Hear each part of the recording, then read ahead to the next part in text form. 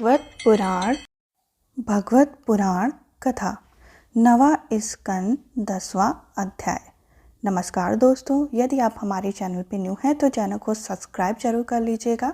अगर आप गर्भवती माता हैं तो आप प्रतिदिन प्रातः काल के समय या शाम काल के समय भगवत पुराण की कथा अवश्य ही सुने, जिससे आपको श्रेष्ठ संतान की प्राप्ति हो।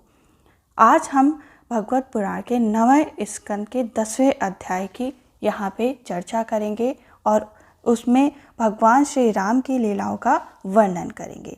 अगर आप हमारे चैनल पे न्यू हैं तो चैनल को ज़रूर विजिट करें और कमेंट बॉक्स में जय श्री राम जय श्री कृष्ण अवश्य लिखें। भगवत पुराण कथा प्रारंभ। श्री सुखदेव जी कहते हैं, परीक्षित, खड्ग बाहु के पुत्र दीर्घ बाहु और दीर्घ बाहु के परम यशस्वी पुत्र रघु हुए। रघु के अज और अज के पुत्र महाराज दशरथ हुए। देवताओं की प्रार्थना से साक्षात परम ब्रह्म परमात्मा भगवान श्री हरि ही अपने अंशा अवतार से 4 रूप धारण करके राजा दशरथ के पुत्र के रूप में जन्म लिए। श्री राम का चरित्र तो तत्वदर्शी ऋषियों ने बहुत कुछ वर्णन किया है और तुमने अनेक बार उसे सुना भी होगा। भगवान श्री राम ने अपने पिता राजा दशरथ के सत्य की रक्षा के लिए राजपाट छोड़ दिया और वे वन वन में फिरते रहे। उनके चरण कमल इतने सुकुमार थे कि परम सुकुमारी श्री जानकी जी के कमलों का स्पर्श भी उनसे सहन नहीं होता था। वे ही चरण जब वन में चलते चलते थक जाते तब हनुमान और लक्ष्मण उन्हें दबा दबाकर उनकी थकावट मिटाते। सुपनखा को नाक काटकर विरूप कर देने के कारण उन्हें अपने प्रेतमा श्री जानकी के वियोग भी सहना पड़ा।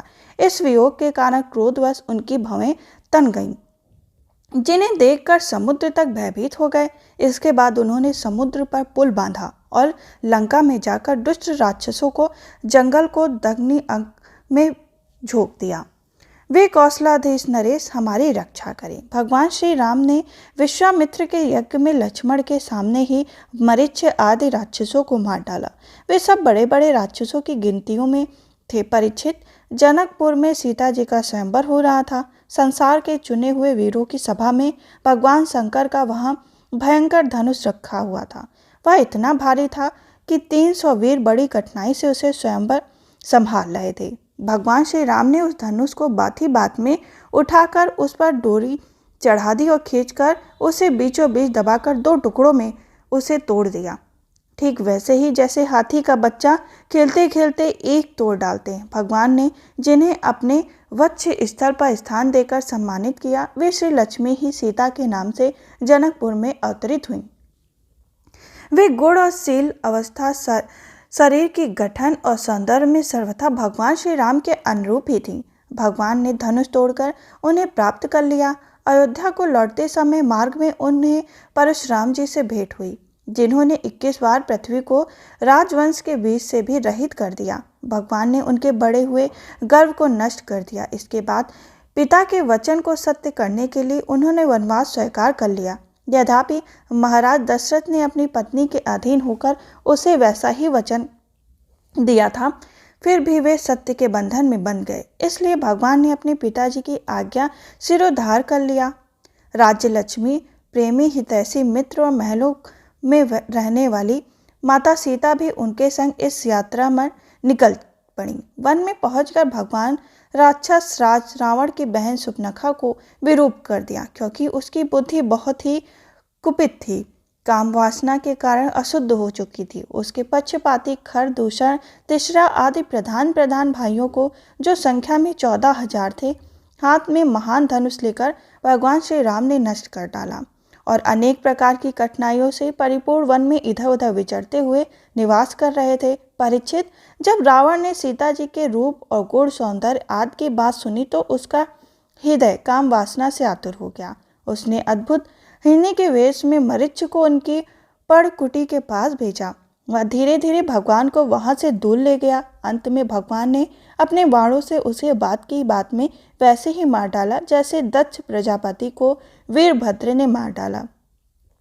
जब भगवान श्री राम जंगल में दूर निकल गए तब लक्ष्मण की अनुपस्थिति में नीच राक्षस रावण ने भेड़िए के समान विदेह नंदिनी सुकुमारी श्री सीता का हरण कर लिया।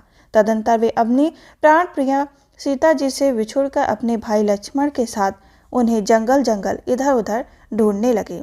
उन्होंने यह शिक्षा दी कि जो स्त्रियों में आसक्ति रखते हैं उनकी यही गति होती है।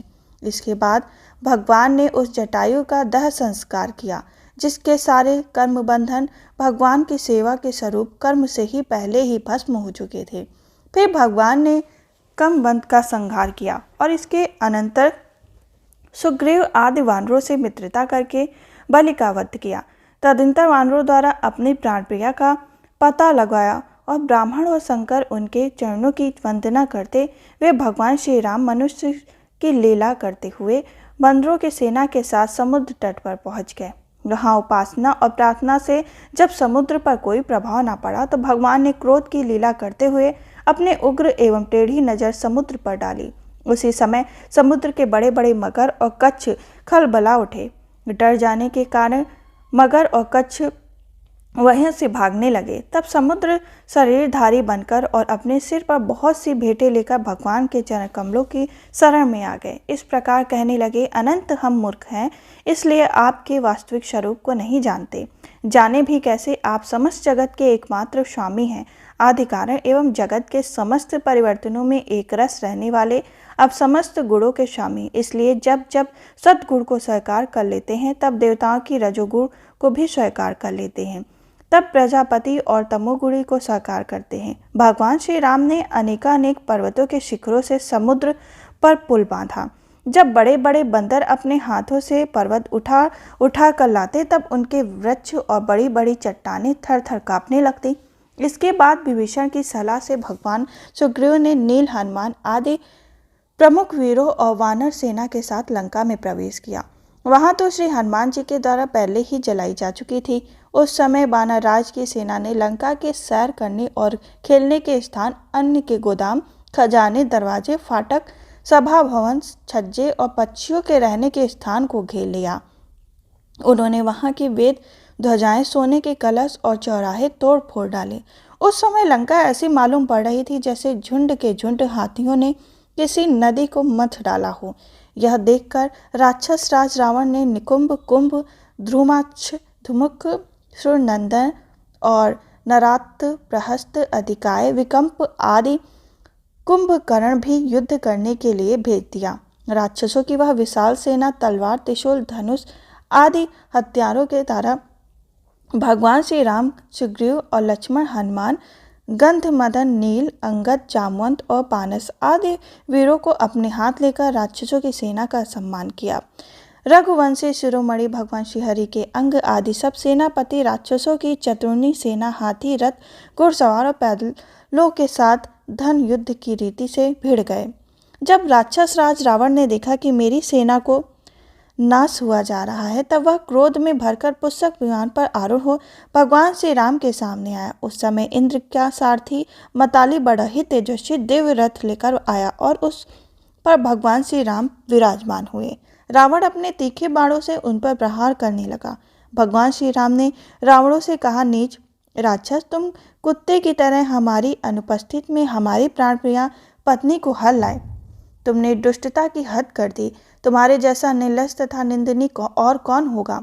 जैसे काल को कोई टाल नहीं सकता, कार्तपान के अभिमानी को भी वह फल दिए बिना रह नहीं सकता, वैसे ही आज मैं तुम्हारी करनी का फल चखाता हूँ। इस प्रकार रावण को फटकारते हुए भगवान श्री राम ने अपने धनुष पर बाण चढ़ाया और रावण को तत्काल वहीं पर मार डाला।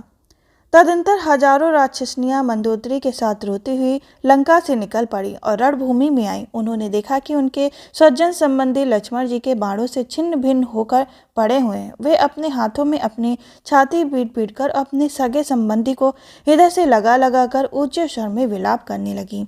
हाय हाय स्वामी, आज हम सब बेमौत मारी गई। एक दिन वह था जब आपके भय से समस्त लोगों में त्राही त्राही मच जाती थी। आज वह दिन आ पहुंचा कि आपके न रहने से हमारे शत्रु लंका की दुर्दशा कर रहे हैं और यह प्रश्न उठ रहा है कि अब लंका किसके अधीन रहेगी।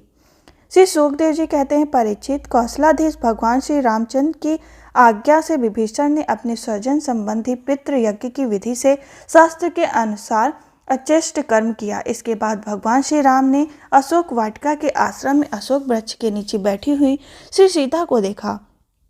वे उन्हीं के विरह की व्यथित पीड़ा में एवं अत्यंत दुर्बल हो रही थी। अपनी प्राण प्रिया अर्धांगिनी श्री सीता को अत्यंत दीन अवस्था में देखकर श्री राम का हृदय प्रेम और कृपा से भर गया।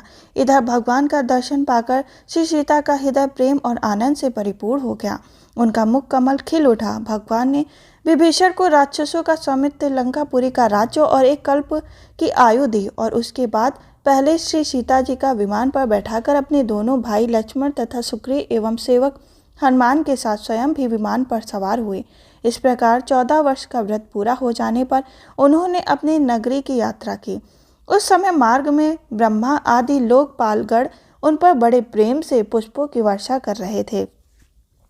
इधर तो ब्रह्मा आदि बड़े आनंद से भगवान की लीलाओं का गान कर रहे थे और उधर जब भगवान को यह मालूम हुआ कि भरत जी केवल गौमूत्र में पकाया हुआ जो दलिया खाते हैं, वल्कप पहनते हैं और पृथ्वी पर डब बिछाकर सोते हैं एवं उन्होंने जटाई बढ़ा रखी है, तब वे बहुत दुखी है। उनकी दशा का स्मरण कर परम करुणाशील भगवान का हृदय भर गया। जब भरत को मालूम हुआ कि बड़े भाई भगवान श्री राम आ रहे हैं, तब वे पूर्ववासी मंत्री और पुरोहितों के साथ लेकर भगवान की पदुकाएं और सिर पर रखकर उनकी अगवानी के लिए आगे चल पड़े। इस प्रकार उन्होंने उनका स्वागत किया और छोटी से बड़ी सभी वस्तु उनके साथ चल पड़ी। भगवान को देखते ही प्रेम के उत्स से भरत जी का हृदय गदगद हो गया। नेत्रों में आंसू छलक आए और वे भगवान के चरणों में गिर गए। इस प्रकार भगवान ने भाइयों का अभिनंदन स्वीकार करके उनके साथ अयोध्यापुरी में प्रवेश किया। उस समय वह पुरी आनंद उत्सव से परिपूर्ण हो रही थी।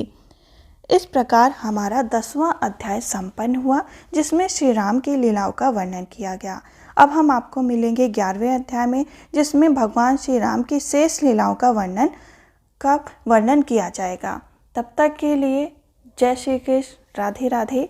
और आप लोग अगर गर्भवती हैं तो आप इसको प्रतिदिन अवश्य ही सुने, जिससे आपको श्रेष्ठ संतान की प्राप्ति हो। और ऐसी संतान, अगर आप इस कथा को प्रतिदिन सुन रहे हैं तो आपकी संतान अवश्य ही कोई दिव्य लोक से आपके घर में अवतरित होने वाली है। उसके आने से आपके धन धान्य आदि चीज़ों में बढ़ोतरी होगी। इसलिए इस कथा को प्रतिदिन हर गर्भवती महिलाओं को सुनना चाहिए। तब तक के लिए राधे राधे।